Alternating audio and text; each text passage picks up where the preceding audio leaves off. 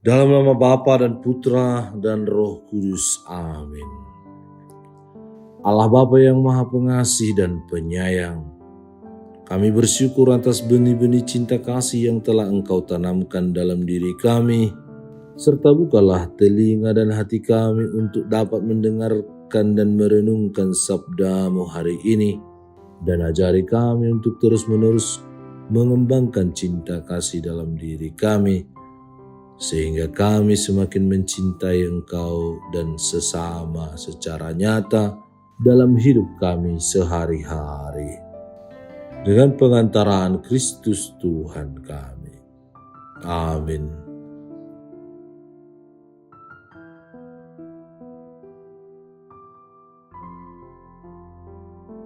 Tuhan bersamamu dan bersama rohmu.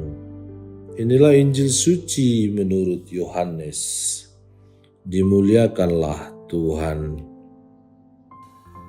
Dalam amanat perpisahannya, Yesus berkata kepada murid-muridnya, "Seperti Bapa telah mengasihi aku, demikian juga aku telah mengasihi kamu. Tinggallah di dalam kasih-Ku itu. Jikalau kamu menuruti perintahku, kamu akan tinggal di dalam kasih-Ku seperti aku menuruti perintah Bapa-Ku dan tinggal di dalam kasih-Nya. Semuanya itu Kukatakan kepadamu supaya sukacita-Ku ada di dalam kamu dan sukacitamu menjadi penuh. Inilah perintahku, yaitu supaya kamu saling mengasihi seperti aku telah mengasihi kamu. Tidak ada kasih yang lebih besar daripada kasih seorang yang memberikan nyawanya untuk sahabat-sahabatnya. Kamu adalah sahabatku jikalau kamu berbuat apa yang Kuperintahkan kepadamu. Aku tidak menyebut kamu lagi hamba, sebab hamba tidak tahu apa yang diperbuat oleh tuannya.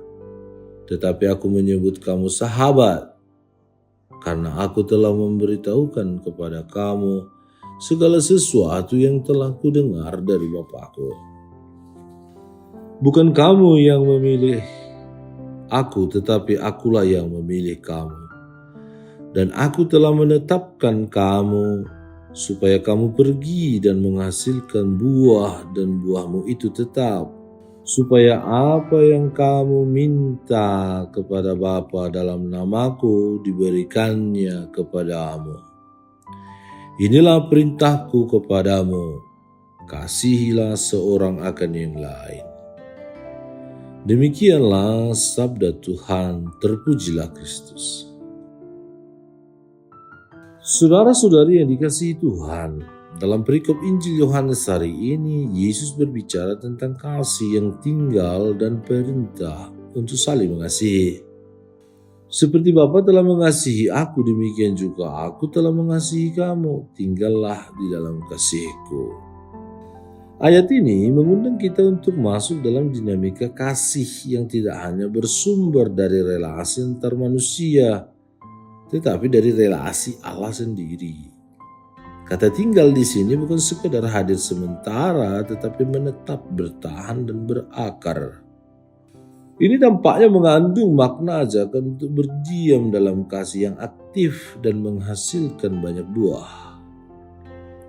Kasih bukan sekedar emosi, melainkan sebuah keputusan dan tindakan nyata. Yesus kemudian menegaskan bahwa kasih itu harus diwujudkan dalam ketaatan terhadap perintahnya, dan perintahnya itu adalah supaya kamu saling mengasihi seperti aku telah mengasihi kamu. Kasih Kristiani bukan kasih yang berdasarkan perasaan atau keuntungan pribadi, melainkan kasih yang rela berkorban, bahkan sampai menyerahkan nyawanya. Disinilah Yesus menunjukkan bahwa relasi kita dengannya bukan relasi hamba dan tuan, melainkan sahabat yang saling berbagi rahasia dan kepercayaan. Hari ini gereja juga memperingati Santo Matias Rasul, seorang yang dipilih menggantikan Judas Iskariot yang mengkhianati Yesus. Kisah ini sangat berelasi dengan pesan Injil hari ini. Bukan kamu yang memilih aku, tetapi akulah yang memilih kamu. Matias tidak dipilih karena ia menonjol, tetapi karena ia setia mengikuti Yesus sejak awal. Ini menunjukkan bahwa Tuhan memanggil bukan berdasarkan popularitas, tetapi berdasarkan kesetiaan. Seperti Matias, kita pun bisa menjadi alat kasih Allah bila kita setia berjalan bersamanya dalam hidup sehari-hari. Kamu adalah sahabatku karena kamu melakukan apa yang aku perintahkan kepada kamu. Dan kasihku besar kepada kamu karena aku telah memberikan nyawaku. Tak ada sahabat yang kasihnya lebih besar daripada seorang sahabat yang mau memberikan dirinya untuk sahabatnya, dan kita adalah sahabat Yesus sendiri.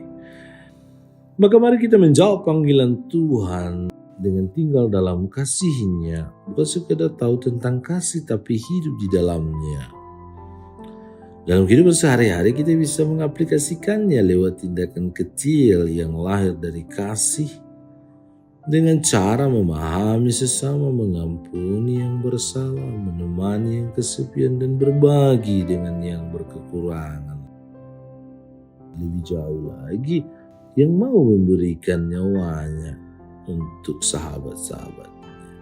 Dan teladan itu telah ditampilkan oleh Yesus sendiri.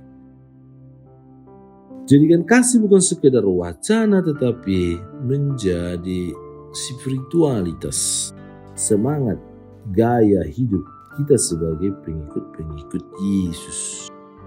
Seperti Santo Matias yang setia dan dipilih Tuhan, kita pun dipanggil menjadi sahabatnya, sahabat Tuhan yang hidup dari kasih dan membawa kasih itu ke tengah dunia.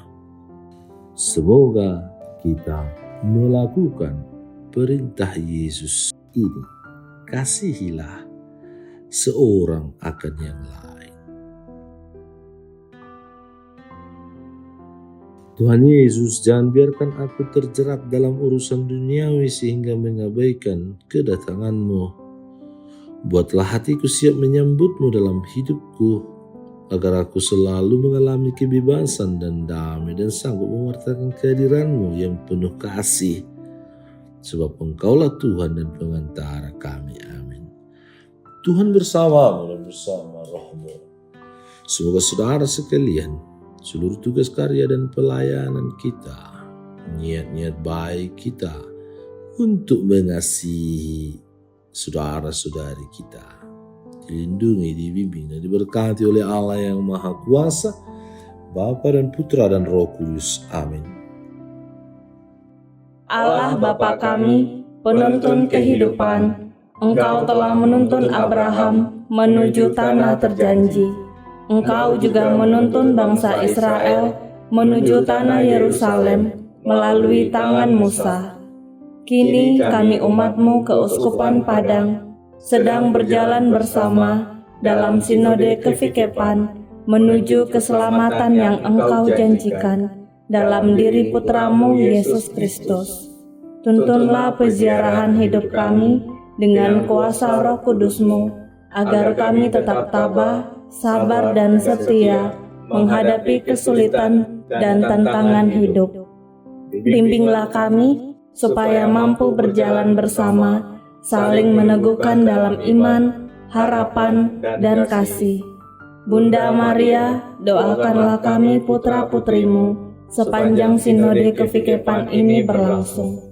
Ya Bapa, Engkau kami sembah dan muliakan, kini dan sepanjang masa. Amin.